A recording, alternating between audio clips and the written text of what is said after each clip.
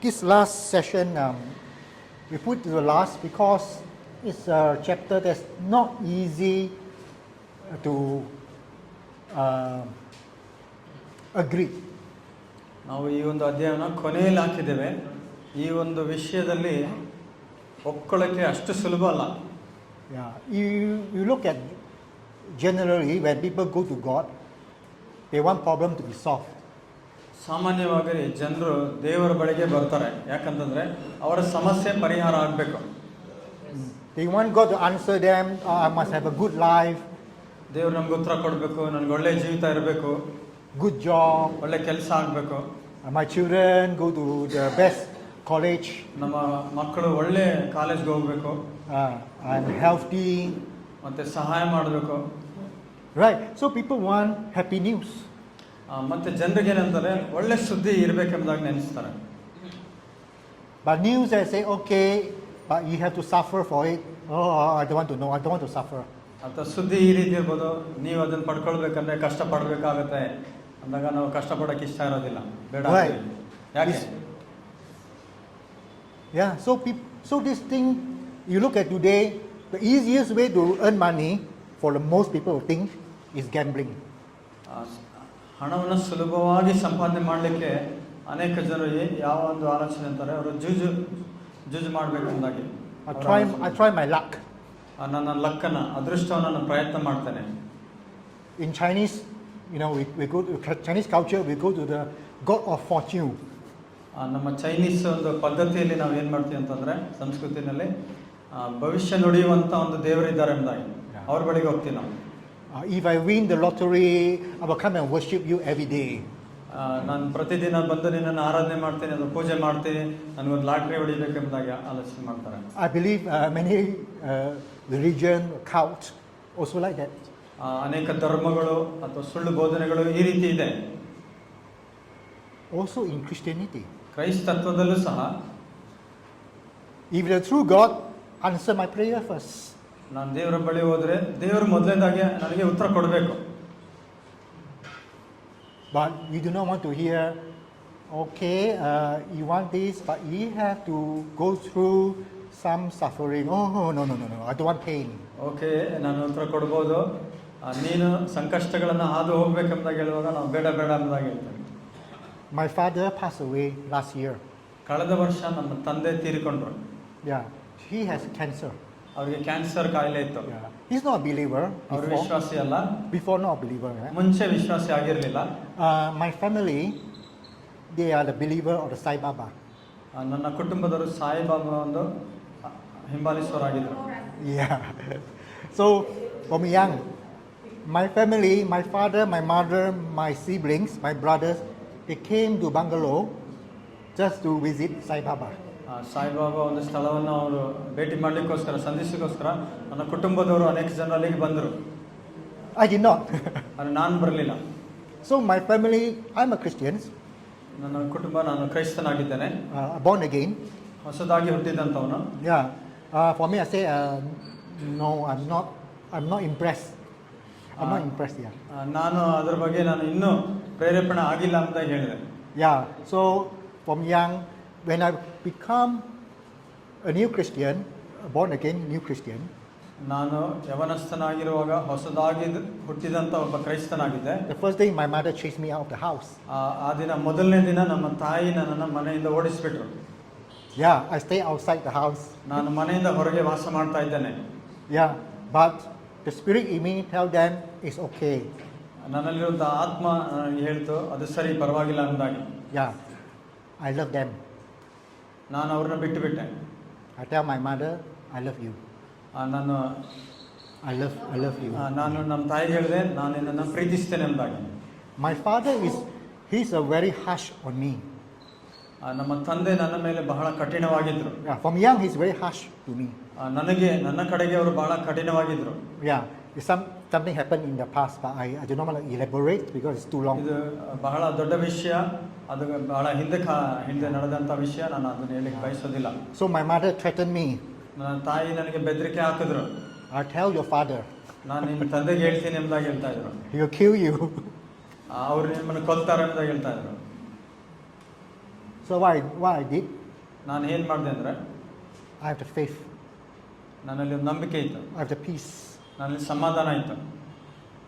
I say I trust God. ನಾನು ದೇವರಲ್ಲಿ ಭರವಸೆ ಇಡ್ತೇನೆ. Yeah, I let it be. I obey my mother. I move out the house. ನಾನು ನನ್ನ ತಾಯಿಗೆ ವಿಧೇಯನಾಗಿ ನಾನು ಮನೆಯನ್ನು ಬಿಟ್ಟು ಹೋಗ್ತೇನೆ. Yeah, I stay in friend's house. ನನ್ನ ಸ್ನೇಹಿತನ ಮನೆಯಲ್ಲಿ ವಾಸ ಮಾಡ್ತೇನೆ. Yeah. Then my father came back. ಆಗ ನನ್ನ ತಂದೆ ಅಲ್ಲಿಗೆ ಬಂದರು.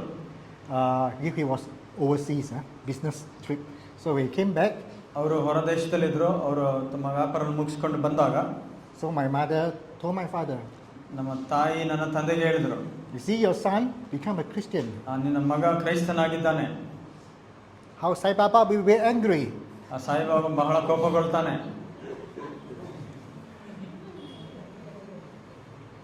But the power of God, ಆದರೆ ದೇವರ ಶಕ್ತಿಯು the spirit fall upon my father, the spirit. ಆ ಒಂದು ಆತ್ಮನು ತಂದೆಯ ಮೇಲೆ ಆತನು ಬಂದನು. From the most fierce man, ಬಹಳ ಒಂದು ಭಯವುಳ್ಳ ಒಂದು ವ್ಯಕ್ತಿ he said, oh, it's okay. ಪರವಾಗಿಲ್ಲ ಅಂತ ಹೇಳ್ತಾ ಇದ್ರು. Yeah, it's so Christian is good too. ಮತ್ತೆ ಅವ್ರು ಹೇಳ್ತಾರೆ ಕ್ರೈಸ್ತತ್ವವನ್ನು ಒಳ್ಳೆಯದೇ ಎಂಬುದಾಗಿ ಹೇಳ್ತಾ ಇದ್ರು. You see, that was when I was 17 years old. ಅದು ನನಗೆ 17ನೇ ವಯಸ್ಸಾಗಿತ್ತಾಗ. I'm 56. ಈಗ ನನಗೆ 56. Right? My father and me communication has not been good. ನಮ್ಮ ತಂದೆ ಮತ್ತು ತಾಯಿ ನಡುವೆ ಸಂಬಂಧ ಅಷ್ಟೊಂದು ಚೆನ್ನಾಗಿರಲಿಲ್ಲ. Yeah, but God told me forgive. ಆದರೆ ದೇವರು ಹೇಳಿದ್ರು ಕ್ಷಮಿಸಿ ಎಂಬುದಾಗಿ. Right? So my father loved my second brother and my third brother. ನನ್ನ ತಂದೆ ಎರಡನೇ ಮತ್ತು ಮೂರನೇ ತಮ್ಮನನ್ನು ಬಿಟ್ಟುಬಿಟ್ರು. Especially the second brother. ವಿಶೇಷವಾಗಿ ಎರಡನೇ ಸಹೋದರ. So just imagine his views before I died. The views is to my second brother and my third brother. I got nothing. ಮತ್ತೆ ಆತನ ವಿಲ್ ಬರೀತಾರಲ್ಲ ಅದು ನಮ್ಮ ಎರಡನೇ ಮತ್ತು ಮೂರನೇ ಸಹೋದರಿಗೆ ಬರೆದು ಬಿಟ್ರು. ಆದರೆ ನನಗೇನು ಕೊಡಲಿಲ್ಲ. Yeah, my mom told me, oh, you have nothing. ನಿನಗೇನು ಇಲ್ಲ ಅನ್ನೋದಾಗ ನಮ್ಮ ತಾಯಿ ಹೇಳಿದ್ರು. I say it's okay, I have Jesus. ನನ್ನಲ್ಲಿ ಏಸಿದ್ದಾನೆ, ನನಗೆ ಪರವಾಗಿಲ್ಲ ಅಂತ ಹೇಳಿದ್ರು. Because I decided. ನಾನು ತೀರ್ಮಾನ ಮಾಡಿಕೊಂಡೆ. I have everything. ನನ್ನಲ್ಲಿ ಎಲ್ಲ ಇದೆ ಎಂಬುದಾಗಿ. You not money, no need. I don't need that. ನನಗೆ ಹಣ ಬೇಕಾಗಿಲ್ಲ. Because God will provide me. ದೇವರು ನನಗೆ ಒದಗಿಸಿಕೊಡ್ತಾನೆ. Last year, my father sick from April.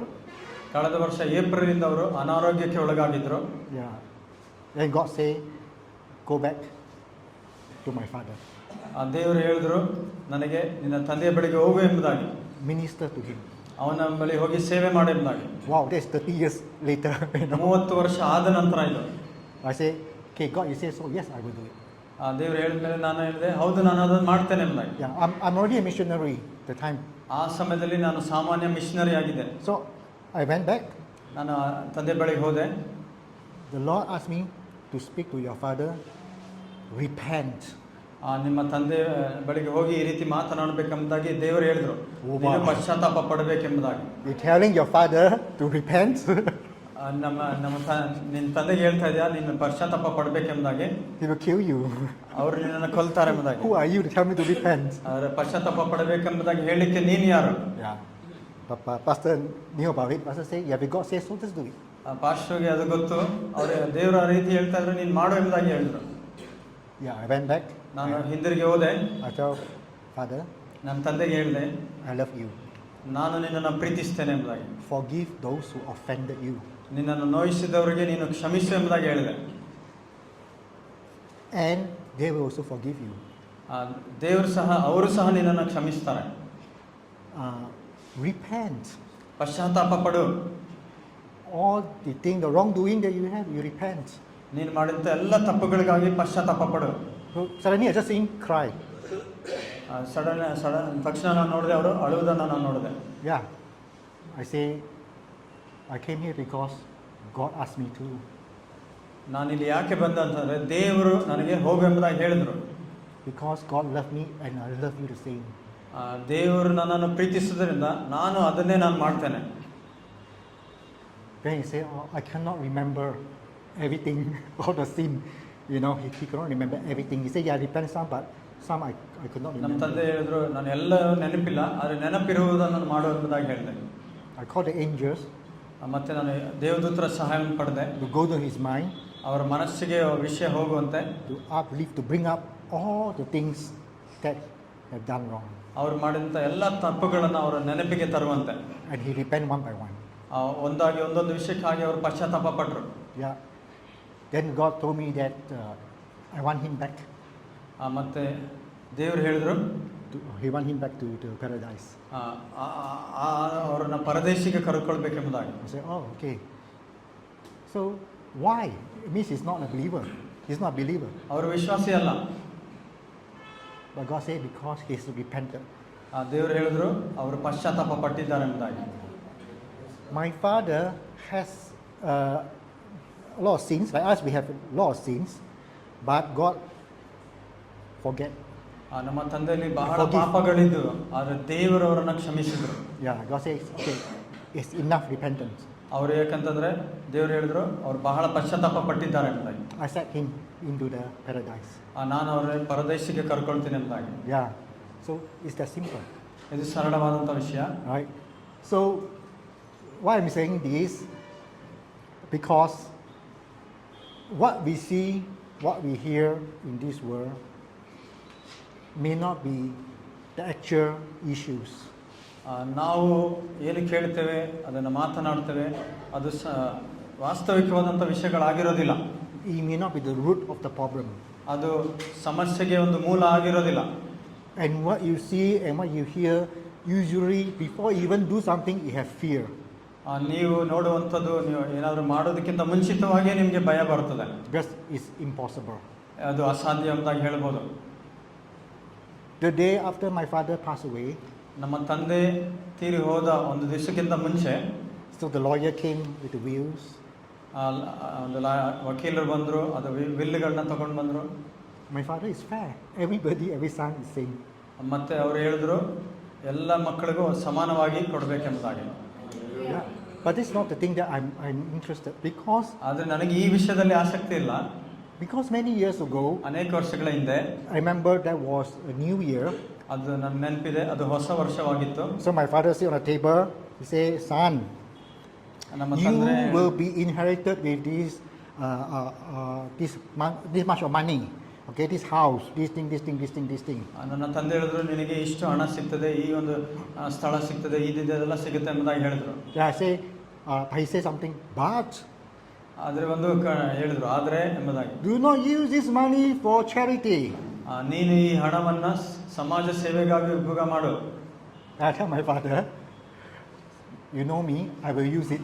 Can you give it to my brother? ನಾನು ಹೇಳಿದೆ, ನನ್ನ ತಮ್ಮನಿಗೆ ಕೊಟ್ಟುಬಿಡಿ ಎಂಬುದಾಗಿ ಹೇಳಿದೆ. Because I will use it for charity. ಯಾಕಂದ್ರೆ ನಾನು ಸಮಾಜ ಸೇವೆಗಾಗಿ ಉಪಯೋಗ ಮಾಡ್ತಾ ಇದ್ದೆ. I will use to bless other people. ನಾನು ಬೇರೆ ಜನರನ್ನ ಆಶೀರ್ವಾದ ಮಾಡಕ್ಕಾಗಿ ಅದನ್ನ ಉಪಯೋಗ ಮಾಡ್ತಾ ಇದ್ದೆ. Because I enjoying the peace. ಯಾಕಂದ್ರೆ ನಾನು ಸಮಾಧಾನವನ್ನು ಅನುಭವಿಸ್ತಾ ಇದ್ದೆ. Without all this burden of the money, with things, with luxury things, I do not need, and I have peace and joy. ನನಗೆ ಸಮಾಧಾನ, ಸಂತೋಷ ಬೇಕು, ನನಗೆ ಈ ಹಣದ ಈ ವಸ್ತುಗಳ ಒಂದು ಭಾರ ಬೇಡ ಎಂಬುದಾಗಿ ಅಂದ್ಕೊಂಡೆ. You give me something, I will give away. Give something, I will give away. ನನಗೆ ಕೊಟ್ಟರೆ ನಾನು ಬೇರೆಯವ್ರಿಗೆ ಕೊಟ್ಬಿಡ್ತಾ ಇದ್ದೇನೆ. That's Jesus' way. ಅದು ಯೇಸುವಿನ ರೀತಿಯಾಗಿತ್ತು. He's a disciple of Jesus' way. ಅವರು ಯೇಸುವಿನ ಶಿಷ್ಯರಾಗಿದ್ರು. Yeah. So my father, of course, angry. ನಮ್ಮ ತಂದೆ ಕೋಪಗೊಂಡ್ರು. My mother said, "How can you say this?" ನಮ್ಮ ತಾಯಿಯವರು, ನೀನು ಹೇಗೆ ಹೇಳಲಿಕ್ಕೆ ಸಾಧ್ಯ? So it's you look like a surprise of the view is equally shared. ಅದು ವಿಲ್ ಮಾಡಿದ ನಂತರ ಸಮಾನವಾಗಿ ಹಂಚಿಕೊಡುವಂಥದ್ದು ಒಂದು ಆಶ್ಚರ್ಯಕರವಾದ ಸಂಗತಿಯಾಗಿತ್ತು. And not only that, my father knew the Lord. ಅಷ್ಟೇ ಅಲ್ಲ, ನಮ್ಮ ತಂದೆ ದೇವರನ್ನ ತಿಳ್ಕೊಂಡು On a sick bed, he was baptized. ಒಂದು ಕಾಯಿಲೆ ಹಾಸಿಗೆಯಲ್ಲಿ ಅವರು ದೀಕ್ಷಾ ಸ್ನಾನವನ್ನು ಪಡ್ಕೊಂಡ್ರು. Yeah. Not only him, ಅವರಷ್ಟೇ ಅಲ್ಲ, my second brother, ನನ್ನ ಎರಡನೇ ತಮ್ಮ also very staunch believer of Sai Baba. Saibaba ಬಹಳ ಬಲವಾದಂಥ ಒಂದು ವಿಶ್ವಾಸಿ. Today is a very devoted Christians. ಈಗ ಬಹಳ ಸಮರ್ಪಿಸಿಕೊಂಡಂತ ಕ್ರೈಸ್ತರಾಗಿದ್ದಾರೆ. And my third brother ನಮ್ಮ ಇನ್ನೊಂದು ಸಹೋದರ also joined me in helping other people. ಇತರರಿಗೆ ಸಹಾಯ ಮಾಡೋದ್ರಲ್ಲಿ ನನ್ನೊಟ್ಟಿಗೆ ಸೇರಿಕೊಂಡ್ರು. So the thing is, you. ಆದ್ದರಿಂದ ನೀವು, do you have Christ in you? ನಿಮ್ಮಲ್ಲಿ ಕ್ರಿಸ್ತನಿದ್ರೆ, you have the glory of Christ in you, ಕ್ರಿಸ್ತನೊಂದು ಪ್ರಭಾವ ನಿಮ್ಮಲ್ಲಿದ್ರೆ, so they can see you ಅವರು ನಿಮ್ಮನ್ನು ನೋಡಿದಾಗ as an example. ಒಂದು ಮಾದರಿಯಾಗಿ, Example, not because you become rich, not because you have this car, you have this thing, this, not that thing. ಮಾದರಿಯಾಗಿರೋದು ನಿಮ್ಮ ಹತ್ರ ನೀವು ಐಶ್ವರ್ಯವಂತರು, ನಿಮ್ಮ ಹತ್ರ ಕಾರ್ ಇದೆ, ಅದಿದೆ, ಇದೆ ಎಂಬುದಾಗಿ ಅಲ್ಲ. You see how you have challenged all the tribulations. ನೀವು ಬರುವಂಥ ಉಪದ್ರವಗಳ ಅಥವಾ ಹಿಂಸೆಗಳ ಒಂದು ಹೋರಾಟದಲ್ಲಿ ನೀವು ಇದನ್ನು ಹೇಗೆ ನಿಭಾಯಿಸ್ತೀರೆಂಬುದಾಗಿ. Not only you did not fail, ನೀವು ಸೋಲಿದಂಥ ವ್ಯಕ್ತಿ ಅಲ್ಲ, you are above. You can feel your glorified body. ನೀವು ದೇವರ ಮಹಿಮೆಯ ಶರೀರನ ಹೊಂದಿಕೊಳ್ಳುವುದನ್ನು ನೀವು ನೋಡ್ತೀರಿ. Then people will follow you. ಯಾಕಂತಂದ್ರೆ People will follow you. ಜನರು ನಿಮ್ಮನ್ನು ಹಿಂಬಾಲಿಸ್ತಾರೆ. You walk the talk. ನೀವು ನುಡಿದದನ್ನು ಹಾಗೆ ನೀವು ನಡ್ಕೊಳ್ತೀರಿ. Right. So what I'm saying is that, ನಾನು ಇದನ್ನು ಯಾಕೆ ಹೇಳ್ತಾ ಇದ್ದೇನೆ ಅಂದರೆ, do we have the faith? ನಮ್ಮಲ್ಲಿ ನಂಬಿಕೆ ಇದೆಯಾ? Do we have the courage? ನಮ್ಮಲ್ಲಿ ಧೈರ್ಯ ಇದೆಯಾ? Do we press on to always asking God, how do I upgrade myself so I become effective, not only for my family, for other people, the world, or the universe? ನಾನು ನನ್ನಷ್ಟಕ್ಕೆ ಅಲ್ಲದೆ ಪ್ರಪಂಚದ ಬೇರೆ ಜನರಿಗೋಸ್ಕರ ನಾನು ಇನ್ನೂ ಹೇಗೆ ಬೆಳಿಬೋದು, ಪರಿಣಾಮಕಾರಿಯಾಗಿ ಸೇವೆ ಮಾಡ್ಬೋದು. Without tribulations, ಹಿಂಸೆಗಳಿಲ್ಲದೆ difficult to convince people. ಜನರಿಗೆ ಮನವರಿಕೆ ಮಾಡೋದು ಬಹಳ ಕಷ್ಟ. Today, many big churches, ಈ ದಿನ ಅನೇಕ ದೊಡ್ಡ ಸಭೆಗಳು, you see the pastors, ಸಭಾಪಾಲಕರನ್ನು ನೋಡ್ತೇವೆ, designer clothing, ಒಳ್ಳೆಯ ಒಂದು ವಸ್ತ್ರಗಳನ್ನು ಧರಿಸ್ಕೊಳ್ತಾರೆ. some even have bodyguards. ಕೆಲವರಿಗೆ ಅವ್ರ ಬಾಡಿಗಾರ್ಡ್ ಸಹ ಇರ್ತಾರೆ. Yeah, they speak, wow, you may have 10,000, 20,000 members in the church. ಅವರು ಮಾತನಾಡುವಾಗ 10,000, 20,000 ಸದಸ್ಯರು ಇರ್ತಾರೆ. How many will go to the kingdom? ಅವರಲ್ಲಿ ಎಷ್ಟು ಜನ ಪರಲೋಕ ರಾಜ್ಯ ಸೇರ್ತಾರೆ? In my ministry, I'm helping the children. ನನ್ನ ಒಂದು ಸೇವೆಯಲ್ಲಿ ಮಕ್ಕಳಿದ್ದಾರೆ. There are many other churches also. ಬೇರೆ ಬೇರೆ ಸಭೆಯಲ್ಲಿರುವಂಥ ಮಕ್ಕಳು ಸಹ ಇದ್ದಾರೆ. Usually they came, they will give food. ಅವರು ಬಂದು ಆಹಾರವನ್ನು ಕೊಡ್ತಾರೆ. Give food. But how many of them have change of character, change of attitude? ಅವರಲ್ಲಿ ಎಷ್ಟು ಜನರ ಒಂದು ಸ್ವಭಾವ, ಒಂದು ವರ್ತನೆ, ನಡತೆ ಬದಲಾವಣೆ ಆಗಿದೆ? Zero. ಯಾರು ಒಂದು ಬದಲಾವಣೆ ಯಾರಿಗೂ ಆಗಿಲ್ಲ. So our ministry is very different. ನಮ್ಮ ಸೇವೆ ಬಹಳ ವ್ಯತ್ಯಾಸವಾಗಿದೆ. I will show it later. ನಾನು ಇದರ ನಂತರ ಹೇಳ್ತೇನೆ. Okay. But let's go back to the slide.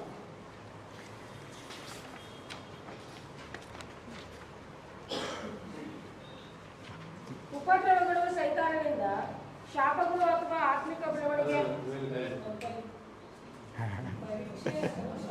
ಲೋಕದಲ್ಲಿ ನಿಮಗೆ ಸಂಕಟ ಉಂಟು, ಧೈರ್ಯವಾಗಿರಿ, ನಾನು ಲೋಕವನ್ನು ಜಯಿಸಿದ್ದೇನೆ. ಉಪದ್ರವಗಳು ಸೈತಾನನ ಶಾಪವಾಗಿರಬಹುದು ಅಥವಾ ನಮ್ಮನ್ನು ಶೋಧಿಸಲು ದೇವರು ಅನುಮತಿಸಿದ ಪರೀಕ್ಷೆಯಾಗಿರಬಹುದು. ನಮ್ಮ ಹೋರಾಟಗಳ ಮೂಲ ಮತ್ತು ಉದ್ದೇಶವನ್ನು ಅರ್ಥ ಮಾಡಿಕೊಳ್ಳಲು ಆತ್ಮಿಕ ವಿವೇಚನೆಯು ನಮಗೆ ಸಹಾಯ ಮಾಡುತ್ತದೆ. Just the words will do the words. ವಚನ ಅಷ್ಟೇ ನೋಡ್ಕೊಳ್ಳೋಣ ಈಗ. So in John, what say? Jesus said, in this world you have trouble. You will have. ಯೇಸು ಹೇಳಿದ್ರು, ಈ ಲೋಕದಲ್ಲಿ ನಿಮಗೆ ಸಂಕಟ ಇರುತ್ತದೆ ಎಂಬುದಾಗಿ. But take heart. I have already overcome the world. ಧೈರ್ಯವಾಗಿರಿ, ನಾನು ಜಯಿಸಿದ್ದೇನೆ. If God has already overcome the world, why do we afraid? ಯೇಸು ಲೋಕವನ್ನು ಜಯಿಸಿದ್ರೆ ನಾವು ಯಾಕೆ ಭಯಪಡಬೇಕು? Right. And spiritual discernment, talking to God, okay, will help us to understand the source of the problem. ಈ ಒಂದು ಸಮಸ್ಯೆಗೆ ಮೂಲವನ್ನು ತಿಳ್ಕೊಳ್ಳಿಕ್ಕೆ ನಾವು ಆತ್ಮಿಕವಾಗಿ ವಿವೇಚನೆ ಮಾಡಬೇಕಾಗಿದೆ. There will be trouble. ಹಿಂಸೆಗಳಿರ್ತವೆ. Some trouble can be the act of the devil. ಕೆಲವೊಂದು ಸಮಸ್ಯೆಗಳು ಸೈತಾನನ ಕ್ರಿಯೆಗಳಾಗಿರ್ಬೋದು. Curse. ಶಾಪ ಆಗಿರ್ಬೋದು. Generation curse. ತಲೆಮಾರುಗಳ ಒಂದು ಶಾಪ ಆಗಿರ್ತದೆ. Yeah. But some is God want to groom you up, help you to grow. ಕೆಲವೊಂದು ನಾವು ಬೆಳೆಯುವುದಕ್ಕಾಗಿ ಆಗಿರ್ತವೆ. The story of Job, going back to the story of Job, ಯೋಬನ ಒಂದು ಕಥೆಯನ್ನು ನೋಡೋದಾದ್ರೆ God is testing his integrity. ದೇವರು ಅವನ ಒಂದು ಪ್ರಾಮಾಣಿಕತೆಯನ್ನ ಪರೀಕ್ಷೆ ಮಾಡ್ತಾ ಇದ್ದಾರೆ. Does he still trust in God even all the bad things happen in his life? ಅವನ ಜೀವಿತದಲ್ಲಿ ಆಗುವಂಥ ಎಲ್ಲ ಕೆಟ್ಟ ಕಾರ್ಯಗಳಿಂದಲೂ ಸಹ ಆ ಸ್ಥಿತಿಯಲ್ಲೂ ಅವರು ದೇವರನ್ನು ನಂಬುತ್ತಾನ ಎಂಬುದಾಗಿ. Job is I don't know anybody suffer like him. ಆ ಯೋಬನ ಹಾಗೆ ಯಾರಾದರೂ ಹಿಂಸೆಗೊಳಗಾಗಿದ್ದವರು ಎಂಬುದಾಗಿ ನನಗೆ ಗೊತ್ತಿಲ್ಲ. Sickness, ಕಾಯಿಲೆ, family problem, ಕುಟುಂಬದ death, ಸಮಸ್ಯೆಗಳು, pass away, families, some ಕುಟುಂಬದಲ್ಲಿ members, ಅನೇಕರು ಸತ್ತು ಹೋದರು, financial money gone. ಹಣ ಸಂಪತ್ತು ಎಲ್ಲ ಹೊರಟೋಯ್ತು. People around tell him, he must be sinful, that's why God punish you. ಜನರಲ್ಲಿ ಹೇಳ್ತಾ ಇದ್ದಾರೆ ನೀನು ಪಾಪಿ, ಅದರಿಂದ ದೇವರು ನಿನ್ನನ್ನು ಶಿಕ್ಷೆ ಮಾಡಿರ್ಬೋದು. But Job, no. ಆದರೆ ಯೋಬನ ಹಾಗಿರಲಿಲ್ಲ. He's not a bad guy. He's not sinful. ಆತನು ಪಾಪಿ ಅಲ್ಲ ಅಥವಾ ಕೆಟ್ಟ ವ್ಯಕ್ತಿ ಅಲ್ಲ. He trusts God. ಆತನು ದೇವರಲ್ಲಿ ಭರವಸೆ ಇಟ್ಟಿದ್ದನು. Of course, God talked to him.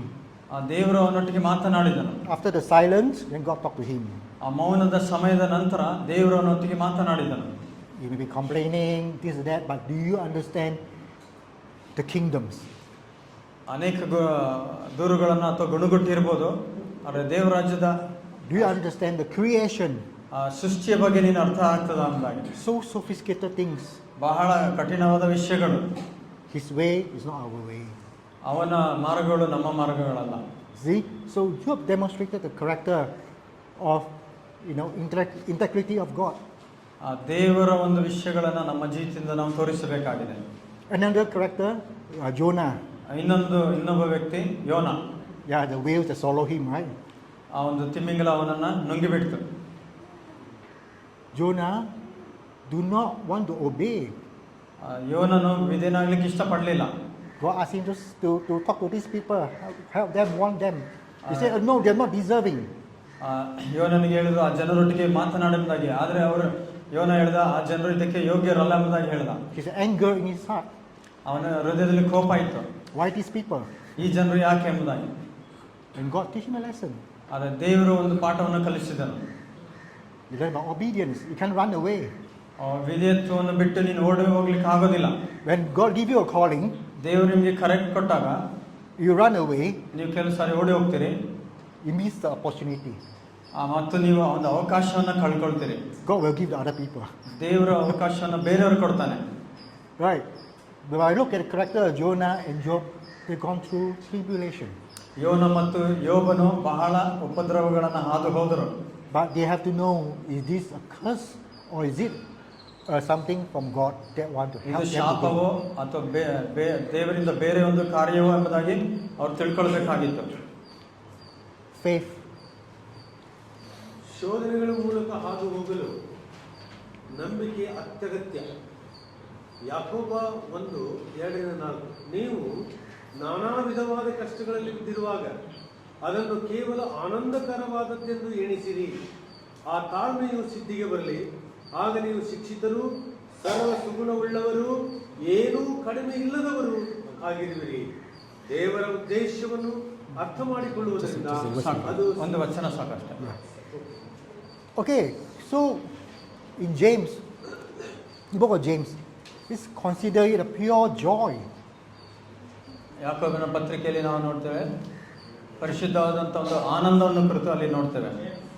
When you face trials, when you face problems, ನೀವು ಸಮಸ್ಯೆಗಳನ್ನು ಎದುರಿಸುವಂಥ ಸಮಯದಲ್ಲಿ because it's an opportunity. ಇದೊಂದು ಅವಕಾಶ ಆಗಿರ್ತದೆ. Yeah, because you pass the test. ಈ ಒಂದು ಪರೀಕ್ಷೆಯಲ್ಲಿ ಜಯ ಹೊಂದಿದಾಗ You produce perseverance. ಮತ್ತೆ ನೀವು ಆ ಒಂದು ಸಮಯದಲ್ಲಿ ನೀವು ಅದನ್ನು ಸಹಿಸಿಕೊಳ್ಬೇಕು.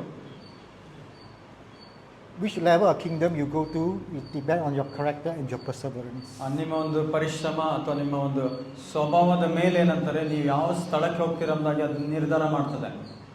Do you have the characters or attributes of Christ? ಕ್ರಿಸ್ತನ ಗುಣಗಳು ನಿಮ್ಮಲ್ಲಿದೆಯಾ? Do you have the perseverance of Jesus? ಯೇಸು ಕ್ರಿಸ್ತನ ಒಂದು ತಾಳ್ಮೆ ನಿಮ್ಮಲ್ಲಿದೆಯಾ? Yeah, so that produced faith, the trials. ಇದೇನಂತಾರೆ ಇದು ನಂಬಿಕೆಗೆ ನಡೆಸ್ತದೆ. Yeah, so we understand, the purpose of these tribulation. ಆಗ ನಿಮ್ಗೆ ಏನಂತಾರೆ ಈ ಹಿಂಸೆಗಳ ಉದ್ದೇಶ ಏನೆಂಬುದಾಗಿ ತಿಳ್ಕೊಳ್ತೀರಿ. Yeah, then our faith, okay, the greater faith we have, we can endure and we can ನಮಗೆ overcome. ಬಲವಾದ ನಂಬಿಕೆ ಇದ್ರೆ ನಾವು ಇದರಲ್ಲಿ ಸಹಿಸಿಕೊಳ್ಳಕ್ಕೆ ಸಾಧ್ಯ ಆಗ್ತದೆ. But what if is the devil's schemes? ಕೆಲವೊಮ್ಮೆ ಸೈತಾನನ ತಂತ್ರೋಪಾಯಗಳಾಗಿರ್ತವೆ. Right? What happens if it's devil? How do you know? ಕೆಲವೊಂದು ಸಾರಿ ಇದು ಸೈತಾನನಿಂದ ಬಂದಿತ್ತೆಂಬುದಾಗಿ ನಿಮ್ಗೆ ಗೊತ್ತಾಗ್ತದೆ. Yeah, so what we did just now, yes or no, we can ask. ನಾವು ಈಗಾಗಲೇ ಹೌದೋ ಇಲ್ಲೋ ಎಂಬುದಾಗಿ ನಾವು ಪ್ರಯೋಗ ಮಾಡಿದಲ್ಲ, ನೀವು ದೇವರನ್ನ ಈ ವಿಷಯವನ್ನು ಕುರಿತು ನೀವು ಕೇಳ್ಬೋದು. Yeah. So for example, ಉದಾಹರಣೆಗೆ we do healing, ನಾವು ಸ್ವಸ್ಥತೆಯನ್ನು ಮಾಡ್ತೇವೆ. or somebody come, oh, I'm sick. ಕೆಲವರು ನನಗೆ ಹುಷಾರಿಲ್ಲ ಎಂಬುದಾಗಿ ಹೇಳ್ತಾರೆ. Okay, we're not going. Okay, I heal you. Okay, I heal you. Angel come, Jesus' name, I heal you. ನಾನು ಯೇಸು ನಾಮದಲ್ಲಿ ಸ್ವಸ್ಥತೆ ಮಾಡ್ತೇನೆ ಎಂಬುದಾಗಿ ನೀವು ಹೇಳ್ತೀರಾ. The first thing you ask, ಮೊದಲನೇದಾಗಿ ಅದಕ್ಕಿಂತ ಮುಂಚಿತ ನೀವು ದೇವರನ್ನ ಕೇಳಬೇಕು. is it a spiritual issue? ಇದು ಆತ್ಮಿಕ ಸಮಸ್ಯೆನಾ? Is it a mental or emotional issue? ಇದು ಭಾವನಾತ್ಮಕ ಅಥವಾ ಮಾನಸಿಕವಾದ ಸಮಸ್ಯೆನಾ? Or just a physical issue? ಅಥವಾ ಇದು ದೈಹಿಕ ಸಮಸ್ಯೆನಾ? If the issue has some, the devil is a part of it, causing the problem, and you're trying to heal in Jesus' name, it will never work. ಕೆಲವೊಮ್ಮೆ ನಾವು ಯೇಸು ನಾಮದಲ್ಲಿ ಪ್ರಾರ್ಥನೆ ಮಾಡುತ್ತೇನೆ ಸಮಯ ಕೆಲವೊಮ್ಮೆ ಆಗೋದಿಲ್ಲ. So you must know, is it a devil? ಇದು ಸೈತಾನನಿಂದ ಆಗ್ತಾ ಇದೆಯಾ? If it is, just deliver out, cast it out. ಅದು ಆ ರೀತಿ ಇದ್ರೆ ಅದನ್ನ ನೀವು ಪ್ರಾರ್ಥನೆ ಮಾಡಿ ಓಡಿಸಿಬಿಡ್ರಿ. Yeah, so we have to know. ಅದು ನಾವು ಈ ಸಮಸ್ಯೆ ಯಾವುದರಿಂದ ಬಂದಿದೆ ಎಂಬುದಾಗಿ ತಿಳ್ಕೊಳ್ಬೇಕು. The yes and no, just now we practice. We ಈಗ can ಅಭ್ಯಾಸ have. ಮಾಡಿದಂತ ಹೌದೋ ಇಲ್ಲೋ ಎಂಬುದಾಗಿ ಆ ರೀತಿಯಾಗಿ ನಾವು ಪ್ರಯೋಗ ಮಾಡಬೇಕು. Just ask God this question: is this a devil plan, or is it from you, Lord? ಈ ಒಂದು ಸಮಸ್ಯೆ ಸೈತಾನನಿಂದಲೋ ಅಥವಾ ದೇವರೇ ನಿನ್ನಿಂದಲೋ ಎಂಬುದಾಗಿ ನಾವು ಕೇಳಬೇಕು. Yeah, before you do anything. ನೀವೇನಾದ್ರು ಮಾಡೋಕ್ಕಿಂತ ಮುಂಚಿತವಾಗಿ ಈ ರೀತಿ ಕೇಳಬೇಕು. Yeah. Then ask God, am I allowed to do it? To deliver out, to cast out? ನಾನು ಈ ವ್ಯಕ್ತಿಗೆ ಬಿಡುಗಡೆ ಮಾಡಲಿಕ್ಕಾಗಲಿ ದೆವ್ವ ಓಡಿಸೋದಕ್ಕಾಗಲಿ ನಾನು ಇದನ್ನು ಮಾಡಬೇಕೋ ಬೇಡವೋ ಎಂಬುದಾಗಿ ಸಹ ನಾವು ಕೇಳಬೇಕು. Yeah, ask permission. ಆ ದೇವರ ಹತ್ರ ಅನುಮತಿಯನ್ನು ಪಡ್ಕೊಳ್ರಿ. Yeah, so you have to remember that Jesus himself faced tribulation. ಆ ಯೇಸು ಸಹ ಹಿಂಸೆಗಳನ್ನು ಹಾದು ಹೋದನು. Son of God, Jesus Christ, faced the extreme tribulations, the most painful death and torture, ದೇವಕುಮಾರನ ಯೇಸು ಕ್ರಿಸ್ತನು ಸಹ ಬಹಳ ಘೋರವಾದಂಥ ಒಂದು ಹಿಂಸೆಯನ್ನು ನೋವನ್ನು ಅನುಭವಿಸಿದನು. just because of loving us. ಯಾಕಂದರೆ ಆತನು ನಮ್ಮನ್ನು ಪ್ರೀತಿಸೋದರಿಂದ.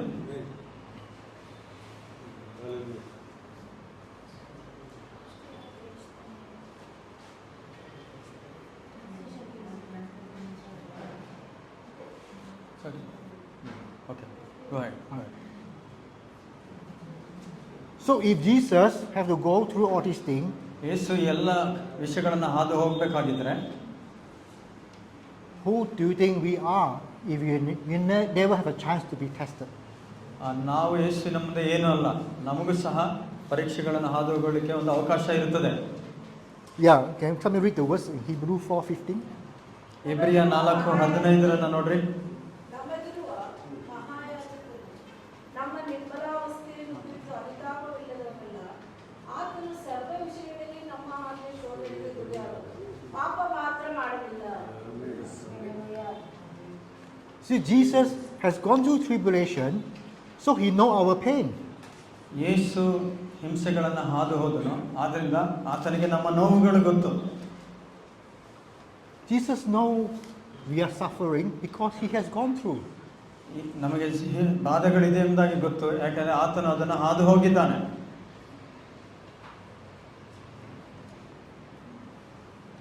Jesus talked to Elijah and Moses.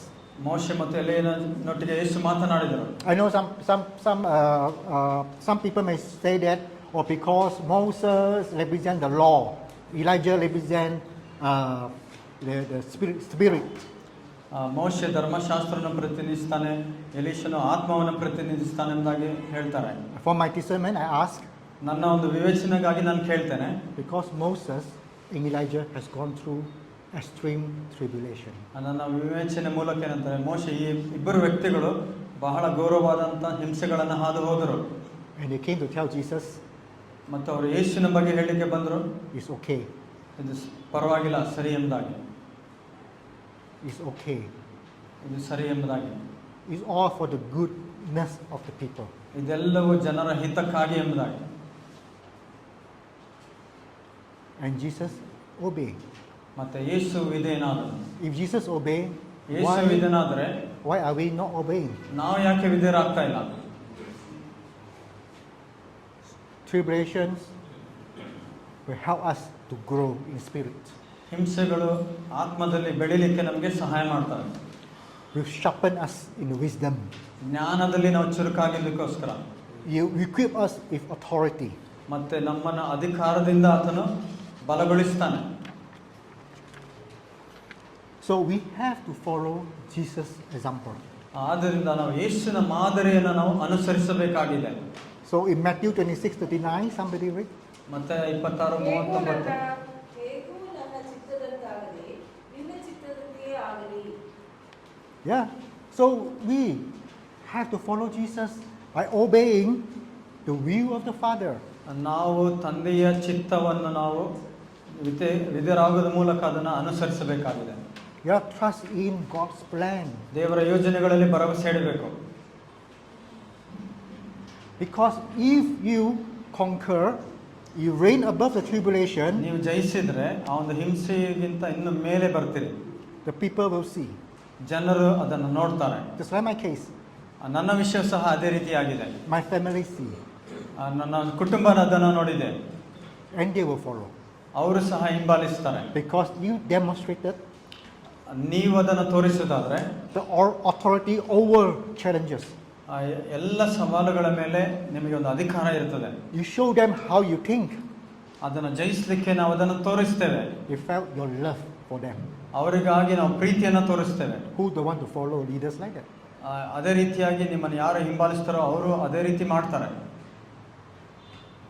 So in the ministry, ಸೇವೆಯಲ್ಲಿ we always want the people to go to the kingdom. ನಾವು ಜನರು ದೇವರ ರಾಜ್ಯ ಸೇರಬೇಕೆಂಬುದಾಗಿ ನಾವು ನೋಡ್ತೇವೆ. Not about salvation. ಹೆಚ್ಚಾಗಿ ರಕ್ಷಣೆಯ ಕಾರ್ಯಗಳ ಬಗ್ಗೆ ಅಲ್ಲ. Because salvation is a process. ರಕ್ಷಣೆಯೊಂದು ಪ್ರಕ್ರಿಯೆ ಆಗಿದೆ, ಒಂದೇ ಸಾರಿ ಆಗೋದಲ್ಲ, ಅದು ಪ್ರಕ್ರಿಯೆ, ಕಾರ್ಯವಿಧಾನವಾಗಿದೆ. If they become Christ-like, ಅವರು ಕ್ರಿಸ್ತನ ಹಾಗೆ ಆದರೆ the salvation is theirs. ರಕ್ಷಣೆ ಹೌದಾಗಿರುತ್ತದೆ. Salvation is follow Jesus' way. ರಕ್ಷಣೆಯು ಯೇಸುವಿನ ಮಾರ್ಗದಲ್ಲಿ ಅದು ಹೋಗ್ತದೆ. It's eternal. ಅದು ನಿತ್ಯತ್ವದು. Jesus only way. ಯೇಸುವೇ ಮಾರ್ಗವಾಗಿದ್ದಾನೆ. Amen. Amen. Right. So members, we have always to press forward. Whatever challenge, press forward. ಯಾವುದೇ ಹೋರಾಟಗಳಿದ್ರೂ ಸಹ ನಾವು ಮುಂದೆ ಸಾಗ್ತಾ ಇರಬೇಕು. Yeah. Somebody read James 2:17. ಯಾಕೋಬ 2:17. ಹಾಗೆಯೇ ಕ್ರಿಯೆಗಳಿಲ್ಲದಿದ್ದರೆ ನಂಬಿಕೆಯು ತನ್ನಲ್ಲಿ ಜೀವವಿಲ್ಲದ್ದು. ಜಯವು ವಾಗ್ದಾನ ಮಾಡಲ್ಪಟ್ಟಿದೆ ಎಂದು ತಿಳಿದು ದೃಢ ವಿಶ್ವಾಸದಿಂದ ಮುಂದೆ ಸಾಗಿರಿ. Okay, so we press forward, but we have to show our faith through action. ನಾವು ಮುಂದೆ ಸಾಗಬೇಕಾದ್ರೆ ನಮ್ಮ ನಂಬಿಕೆಯನ್ನು ಕ್ರಿಯೆಯಲ್ಲಿ ತೋರಿಸ್ಬೇಕು. Walk the talk. ನಾವು ಏನು ಮಾತನಾಡ್ತೀವಿ ಆ ರೀತಿ ನಡ್ಕೊಳ್ಬೇಕು. I believe your churches, the follower, come to the church because they can feel the love of the pastors, the love of the missionary. ನಿಮ್ಮಲ್ಲಿ ಅನೇಕ ಜನರು ಬರ್ತಾರೆ, ನೀವು ತೋರಿಸುವಂಥ ಪ್ರೀತಿಯಿಂದ, ನಿಮ್ಮ ಪಾಸ್ಟರ್ ಅಥವಾ ನಿಮ್ಮ ಮಿಷನರಿಗಳ ಪ್ರೀತಿಯನ್ನು ನೋಡೋದ್ರ ಮೂಲಕ ಜನರು ಸಭೆಗೆ ಬರ್ತಾರೆ. They can feel that you care for them. ಅವ್ರಿಗೆ ಅನಿಸ್ತದೆ ನೀವು ಅವ್ರನ್ನ ನೋಡ್ಕೊಳ್ತೀರಾ ಅಂದಾಗೆ ಅವ್ರಿಗೆ ಅನಿಸ್ತದೆ. And if they even want to follow you, I want to be like my pastor.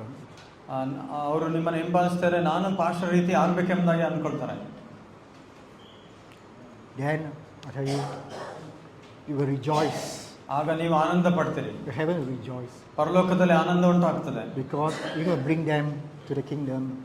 ಮತ್ತೆ ಆ ಜನರನ್ನ ದೇವರ ರಾಜ್ಯದೊಳಗೆ ನಾವು ಸೇರಿಸ್ತಾ ಇದ್ದೇವೆ. And some even sit beside Jesus. ಕೆಲವರು ಯೇಸುವಿನ ಅಕ್ಕಪಕ್ಕದಲ್ಲಿ ಸಹ ಕುಳಿತುಕೊಳ್ತಾರೆ.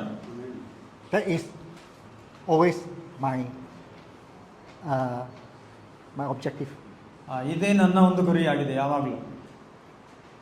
Right?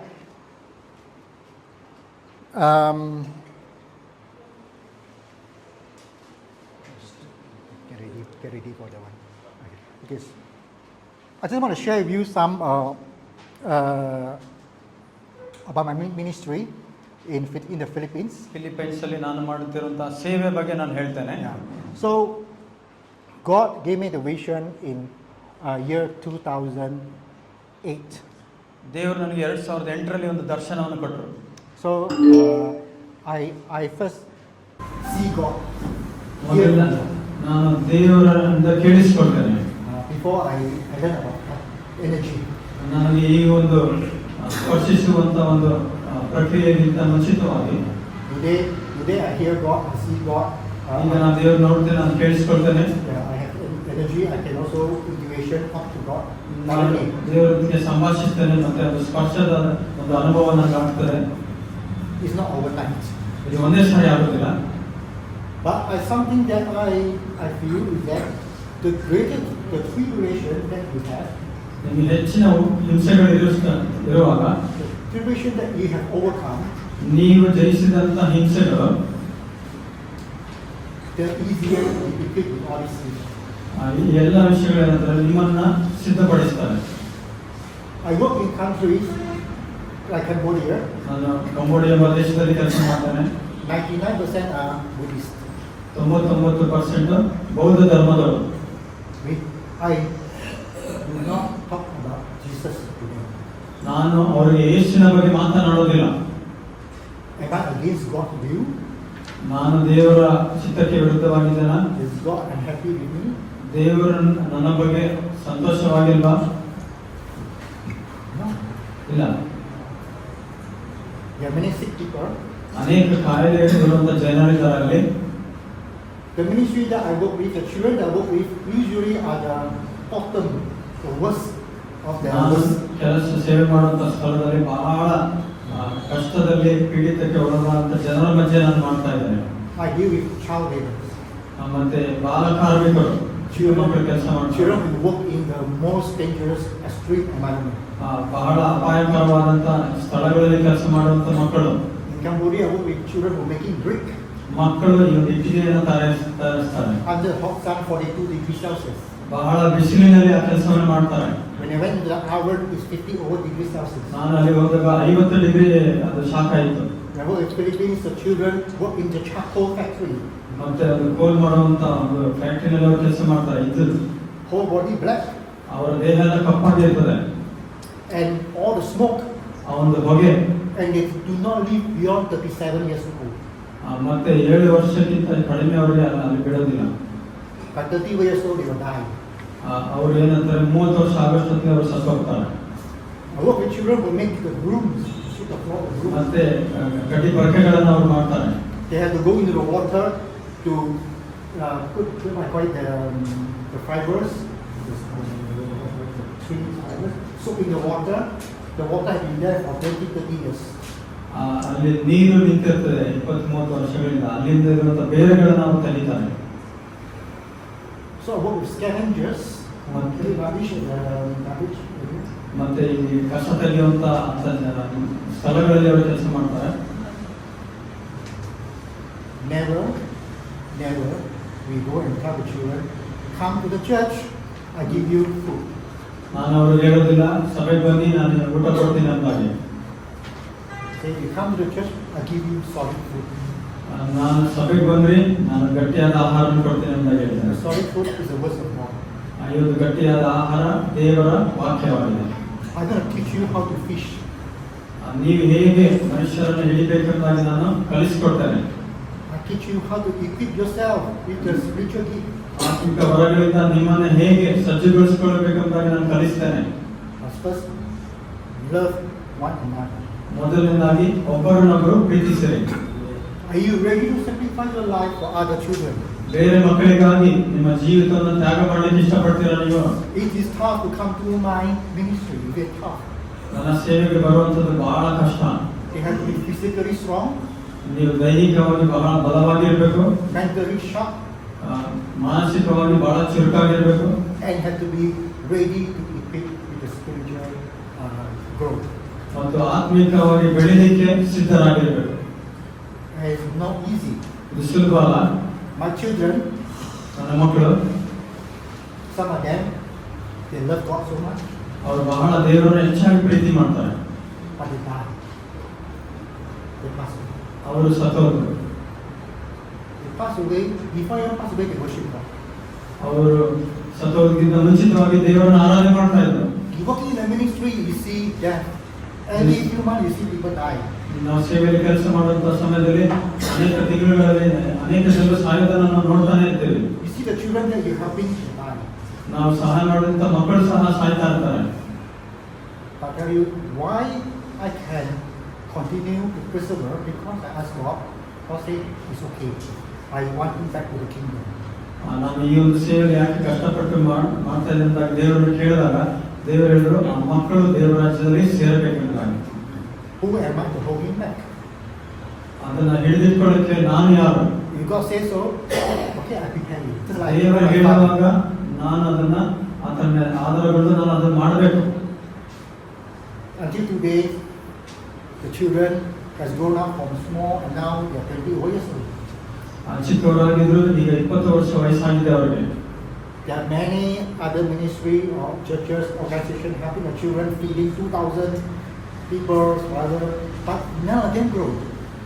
ಅನೇಕ ಸಭೆಗಳಲ್ಲಿ 2,000 ಮಕ್ಕಳಿಗೆ ಅವರು ಪೋಷಣೆ ಆಹಾರ ಕೊಡ್ತಾ ಇದ್ದಾರೆ, ಆದ್ರೆ ಅವರು ಬೆಳೀತಾ ಇಲ್ಲ. But my children, ಆದ್ರೆ ನನ್ನ ಮಕ್ಕಳು some of them now doctors, ಕೆಲವರು ವೈದ್ಯರಾಗಿದ್ದಾರೆ, lawyers, ವಕೀಲರಾಗಿದ್ದಾರೆ, marine engineers, ಸಮುದ್ರದಲ್ಲಿ ಕೆಲಸ ಮಾಡುವಂತ ಇಂಜಿನಿಯರ್ಗಳು ಸಹ ಆಗಿದ್ದಾರೆ, nurses. ನರ್ಸ್ಗಳಾಗಿದ್ದಾರೆ. There's so many graduates. ಅನೇಕ ಪದವಿ ಪಡೆದಂತ ಜನರು ಇದ್ದಾರೆ. There's something different. ಆದ್ರೆ ಇದು ಬಹಳ ವ್ಯತ್ಯಾಸವಾದಂತ ಕಾರ್ಯ. They all prepare to come and serve. ಅವರೆಲ್ಲ ಏನ್ ಮಾಡ್ತಾರೆ, ಬಂದು ಸೇವೆ ಮಾಡ್ತಾರೆ. Because they have enjoyed the sweetness, the goodness from God. I want to share this to other children also. ಅವರು ದೇವರಿಂದ ಪಡೆದುಕೊಂಡಂತ ಒಂದು ಉಪಕಾರವನ್ನ ಇತರ ಮಕ್ಕಳೊಂದಿಗೆ ಹಂಚಿಕೊಳ್ಳಿಕ್ಕೆ ಅವರು ಬಯಸ್ತಾರೆ. We have many 20-30 children now they are youth. They are serving in the ministry. ಈಗ 20-30 ಮಕ್ಕಳಿದ್ದಾರೆ, ಅವರ ಸೇವೆಯಲ್ಲಿ ಅವರು ನಿರತರಾಗಿದ್ದಾರೆ. Because they have enjoyed the ಯಾಕಂದ್ರೆ goodness.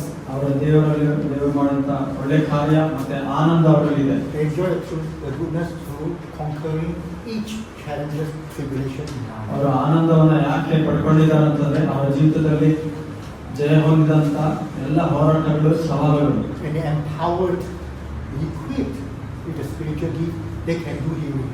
ಅವರು ಆತ್ಮಿಕ ವರಗಳಿಂದ ಅವರು ಸಜ್ಜುಗೊಂಡು ಏನಂತಾರೆ, ಅವರು ಸ್ವಸ್ಥತೆಯನ್ನು ಮತ್ತು ಇನ್ನೂ ಇತರ ಕಾರ್ಯಗಳನ್ನು ಮಾಡ್ತಾ ಇದ್ದಾರೆ. They can discern. ಅವರು ವಿವೇಚನೆ ಮಾಡ್ತಾರೆ. Okay, so let me introduce to you my Which one? That one. Okay. Okay, I'm going to talk a bit about these children. We will show around 12 minutes. Introduce who are the children that we're working with. ನಾನು ಯಾರ ಮಕ್ಕಳ ಮಧ್ಯೆ ಸೇವೆ ಮಾಡ್ತೇನೆ ಅಂದಾಗ ನಾನು ತೋರಿಸ್ತೇನೆ. Children who stay in the cemetery. ಸಮಾಧಿಗಳಲ್ಲಿ ಇರುವಂತ ಮಕ್ಕಳು. Children are so hungry, they have to sneak the glue. You know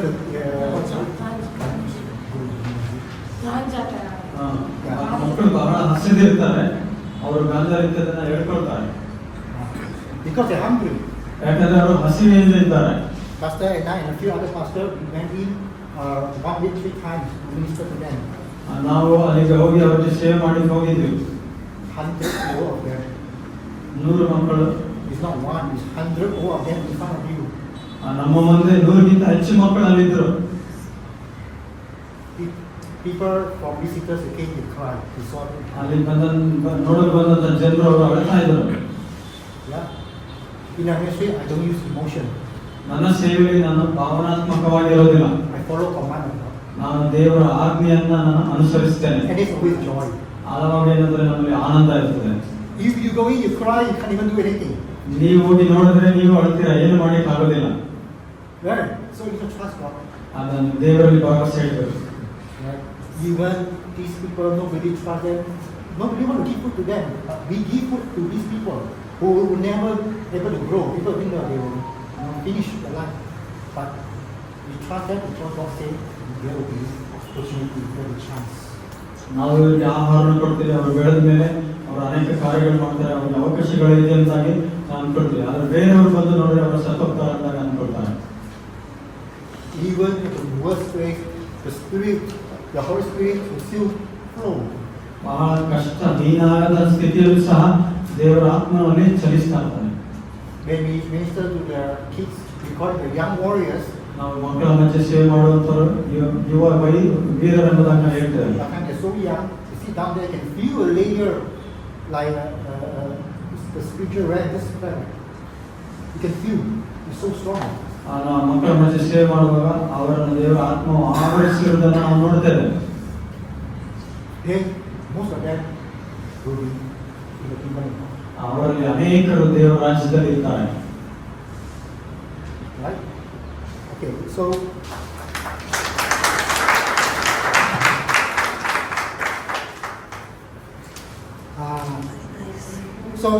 the video show the children, even if we're trying to equip them, empower them, but they face a lot of tribulation. ಇರುವಂತ ಮಕ್ಕಳಿಗೆ ನಾವು ತರಬೇತಿಯನ್ನು ಕೊಡ್ತಾ ಇದ್ದೀವಿ, ಸಜ್ಜುಗೊಳಿಸ್ತಾ ಇದ್ದೇವೆ, ಆದರೆ ಅವರು ಬಹಳ ಸಂಕಷ್ಟಗಳನ್ನು ಹಾದು ಹೋಗ್ತಾ ಇದ್ದಾರೆ. The process of following Jesus Christ to pay a price. ಯೇಸುವನ್ನು ಹಿಂಬಾಲಿಸಬೇಕಂತಂದ್ರೆ ನಾವು ಕ್ರಯ ಕೊಡಬೇಕಾಗಿರ್ತದೆ. But they never give up. ಆದರೆ ಅವರು ಎಂದಿಗೂ ಬಿಟ್ಕೊಡೋದಿಲ್ಲ. Even they die while serving people. ಜನರ ಸೇವೆ ಮಾಡುವಾಗಲೂ ಸತ್ತರೂ ಪರವಾಗಿಲ್ಲ. They never give up. ಆದರೆ ಅವರು ಬಿಟ್ಕೊಡೋದಿಲ್ಲ. They never blame God. ಅವರು ದೇವರನ್ನು ನಿಂದಿಸೋದಿಲ್ಲ. Because they were set as an example to many others. ಯಾಕಂದ್ರೆ ಅವರು ಅನೇಕ ಜನರಿಗೆ ಮಾದರಿಯಾಗಿದ್ದಾರೆ. Just like Jesus. ಯೇಸುವಿನ ಹಾಗೆ. He set an example for us to follow. ಅದರಿಂದ ನಮ್ಮನ್ನು ಹಿಂಬಾಲಿಸಲಿಕ್ಕೆ ನಾವೊಂದು ಮಾದರಿಯಾಗಿರೋಣ. Love yourself as you love your neighbor. ನಿನ್ನನ್ನು ಪ್ರೀತಿಸುವಂತೆ ನಿನ್ನ ನೆರೆಯವರನ್ನ ಪ್ರೀತಿಸಿರಿ.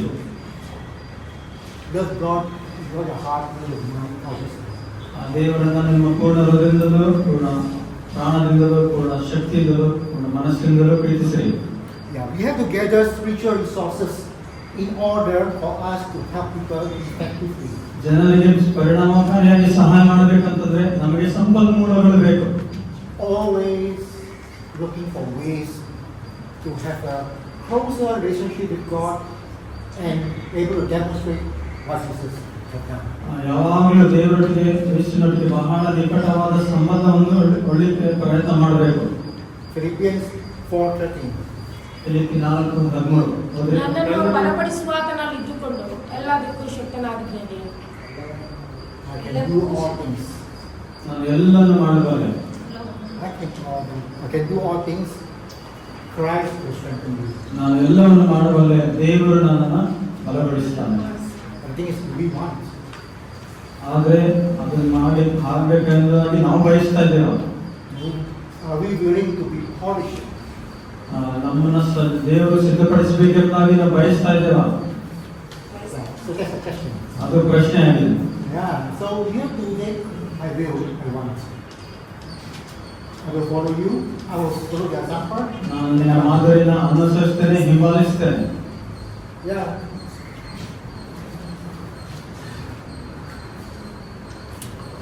Some people read 1 Peter 5:10.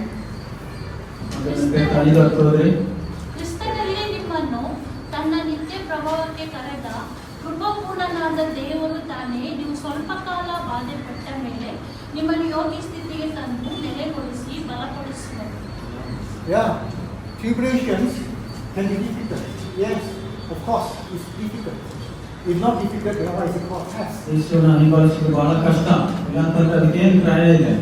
But you must know it's a purposeful. ಯಾಕಂದ್ರೆ ಇದರ ಒಂದು ಉದ್ದೇಶಪೂರ್ವಕವಾಗಿದೆ ಎಂಬುದಾಗಿ ನಂಬಬೇಕು. You do endure it just like Jesus. ಯೇಸುವಿನ ಹಾಗೆ ನಾವು ಸಹಿಸಿಕೊಳ್ಬೇಕು. Yeah, so we will We overcome every tribulation, overcome, we are more and more than Jesus. ನಾವು ಹಿಂಸೆಗಳನ್ನ ಹಾದು ಬಂದ್ರೆ ನಾವು ಯೇಸುವಿನ ಹಾಗೆ ಇನ್ನೂ ಹೆಚ್ಚಾಗಿ ಆಗ್ತಾ ಇರ್ತೇವೆ. So through tribulation, God prepare us a place in heaven. ಈ ಒಂದು ಹಿಂಸೆಗಳ ಮೂಲಕ ದೇವರು ನಮಗೊಂದು ಸ್ಥಳವನ್ನು ಪರಲೋಕದಲ್ಲಿ ಸಿದ್ಧ ಮಾಡಿರ್ತಾನೆ. Your attitude, your perseverance, God knows. ನಾವು ಹಾದುಕೊಳ್ಳುವಂತ ಒಂದು ಸಹನೆಯನ್ನ ದೇವರು ನೋಡ್ತಾ ಇದ್ದಾನೆ. You want to rule the world through love, you must go through tribulation. ಲೋಕವನ್ನ ಪ್ರೀತಿಯಿಂದ ಆಳ್ವಿಕೆ ಮಾಡ್ಬೇಕಂತಂದ್ರೆ ಅವನ ಹಿಂಸೆಯನ್ನು ಹಾದು ಹೋಗ್ಬೇಕಾಗ್ತದೆ. Discernment, talking to God will help you to teach you. ನೀವು ಮುಂದೆ ಸಾಗಲಿಕ್ಕೆ ದೇವರೊಟ್ಟಿಗೆ ಮಾತನಾಡುವುದು ವಿವೇಚಿಸುವಂಥದ್ದು ಸಹಾಯ ಮಾಡ್ತದೆ. Because God see that, oh, you rely on me and you want to be like me, yes, I will give it to you. ನೀನು ನನ್ನ ಮೇಲೆ ಆದುಕೊಳ್ಳುವುದ್ರೆ ಅದಕ್ಕೋಸ್ಕರ ಬಯಸಿದ್ರೆ ನಾನು ನಿನಗೆ ಕೊಡ್ತೇನೆ ಅಂತ ಹೇಳ್ತಾನೆ. Of course, all foundation is love. ಎಲ್ಲದಕ್ಕೂ ಒಂದು ಅಸ್ಥಿವಾರ ಪ್ರೀತಿ. Yeah. So tribulation help us to grow spiritually. ಈ ರೀತಿ ಉಪದ್ರವಗಳು ಅಥವಾ ಕಷ್ಟಗಳು ನಮಗೆ ಆತ್ಮಿಕವಾಗಿ ಬೆಳೀಲಿಕ್ಕೆ ಸಹಾಯ ಮಾಡ್ತಾರೆ. Yeah. So something with Romans 5:3-4. ರೋಮ 5:3-4 ಯಾರು ಓದಿ? ಉಪದ್ರವದಿಂದ ತಾಳ್ಮೆ ಹುಟ್ಟುತ್ತದೆ, ತಾಳ್ಮೆಯಿಂದ ಅನುಭವ ಸಿದ್ಧಿ ಹುಟ್ಟುತ್ತದೆ, ಅನುಭವದಿಂದ ನಿರೀಕ್ಷಣ ಹುಟ್ಟುತ್ತದೆ ಎಂದು ಬಲ್ಲೆವು. Yeah. So we say again, so your perseverance and your character will determine where you go, how far you go. ನಿಮ್ಮ ಸ್ವಭಾವ ಅಥವಾ ಗುಣಗಳು, ನಿಮ್ಮ ಸಹನೆ, ನೀವು ಎಲ್ಲಿಗೆ ಹೋಗ್ತೀರಾ ಅಂತ ಅದು ನಿರ್ಧಾರ ಮಾಡ್ತದೆ. So let us sharpen each other. ನಾವು ಒಬ್ಬರನ್ನೊಬ್ಬರು ನಾವೇನ್ ಮಾಡೋದಂತಂದ್ರೆ ನಾವು ತಿದ್ದೋಣ, ಸರಿಪಡಿಸೋಣ. Yes, we refine the gold. ನಾವು ಆ ಒಂದು ಬಂಗಾರವು ಶೋಧಿಸಲ್ಪಡ ಹಾಗೆ ನಾವು ಶುದ್ಧೀಕರಣ ಆಗ್ಬೇಕು. Let us truly be the son and daughters of God.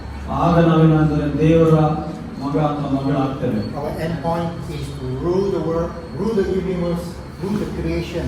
ನಮ್ಮ ಅಂತಿಮ ಒಂದು ಸ್ಥಳ ಮತ್ತು ನಮ್ಮ ಕೆಲಸ ಏನಂತಂದ್ರೆ ಈ ಜಗತ್ತನ್ನ ಆಳುವಂಥದ್ದು, ಸೃಷ್ಟಿಯನ್ನ ಆಳುವಂಥದ್ದು. In another word, you will be the kings. ಇನ್ನೊಂದು ರೀತಿ ಹೇಳಿದ್ದಾರೆ, ನೀವು ರಾಜರುಗಳಾಗಿರ್ತೀರಿ. That is the plan of God. ಇದು ದೇವರ ಯೋಜನೆ ಆಗಿದೆ. Amen? Amen. Now, okay, so closing prayer. ಮುಕ್ತಾಯದ ಪ್ರಾರ್ಥನೆ ಈ ರೀತಿ ಇರ್ಬೋದು, ನೀವು ಇದನ್ನು ಮಾಡ್ಕೊಳ್ಬೋದು. ಪರಲೋಕದ ತಂದೆ, ನಾವು ಎದುರಿಸುತ್ತಿರುವ ಉಪದ್ರವವನ್ನು ಅರ್ಥ ಮಾಡಿಕೊಳ್ಳಲು ನಮ್ಮ ಕಣ್ಣು ಮತ್ತು ನಾವೆಲ್ಲ ನಿಂತ್ಕೊಳ್ಳೋಣ. ನಾವೆಲ್ಲ ನಿಂತ್ಕೊಳ್ಳೋಣ.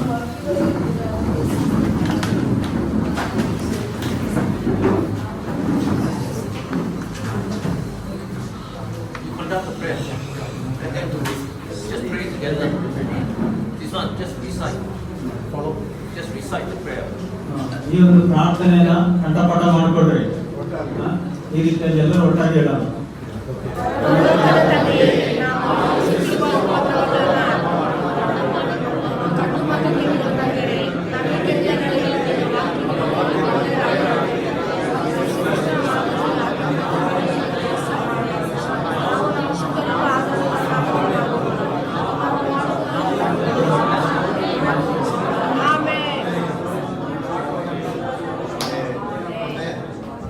Okay. Yeah, we're done. Yeah, we close. And then some want to see me. You can stay like this. But you choose. Whoever wants to see, then the rest know. Maybe today we see 10. Okay, ಇಲ್ಲಿಗೆ ಮುಕ್ತಾಯ ಆಗ್ತದೆ. ನೀವು ಯಾರಾದರೂ ವೈಯಕ್ತಿಕವಾಗಿ personal ಭೇಟಿ ಮಾಡ್ಬೇಕಂತಂದ್ರೆ ನೀವು ಇಲ್ಲಿ ಇರ್ಬೋದು ಸ್ವಲ್ಪ ಜನ, ಮತ್ತೆ ನಾಳೆ ಮಿಕ್ಕಿದವರಿಗೆ ಅವಕಾಶ ಇರ್ತದೆ.